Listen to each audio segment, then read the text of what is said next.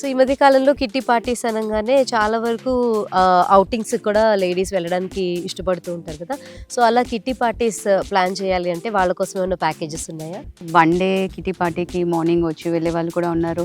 కొంతమంది రూమ్స్ అవి బుక్ చేసుకొని ఉండి ఎర్లీ మార్నింగ్ రిఫ్రెష్ అయ్యి ఎర్లీ మార్నింగ్ బ్రేక్‌ఫాస్ట్ తర్వాత వెళ్ళిపోవడం అలా కూడా బుక్ చేసుకుంటున్నారు. అవుతున్నాయి మనకు మామూలుగా మంత్లీ 2, 3 డేస్ అలాగా కిటీ పార్టీస్ అవుతూనే ఉన్నాయి. అండ్ వన్స్ ఒకసారి వచ్చిన వాళ్ళు మళ్ళీ బుక్ చేసుకుంటున్నారు.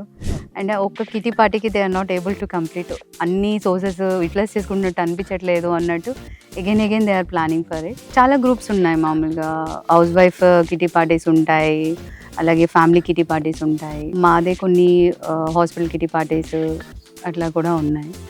So we are celebrating them. మరి ఇట్లా లేడీస్ ఫ్యామిలీస్‌తో కాకుండా సెపరేట్‌గా గ్రూప్ ఆఫ్ లేడీస్ వస్తే గనుక వాళ్ళకి సేఫ్టీ అండ్ సెక్యూరిటీ ఇక్కడ ఎంతవరకు ఉంటుందంటారు? కంప్లీట్లీ సెక్యూర్డ్ అండి.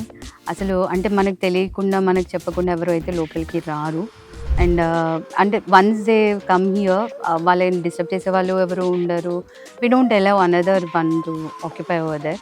ఒకవేళ ఉన్నా కూడాను ఎక్కడా కూడాను వాళ్ళకి ఎలాంటి ఇన్సెక్యూరిటీ లేకుండా చూసుకుంటాం. Maximum will try like that. And ఇక్కడ రూమ్స్ కూడా డిఫరెంట్ ప్లేసెస్‌లో ఉన్నాయి. సో ఈవెన్ అనదర్ గ్రూప్ వచ్చినా కూడా వేరే డిఫరెంట్ యాంగిల్‌లో ఉన్న రూమ్స్ బుక్ చేయడం కానీ అలా చేసుకొని మోస్ట్లీ లేడీస్‌కి సేఫ్ సైడ్‌గా వీఆర్ టేకింగ్ దట్ కేర్.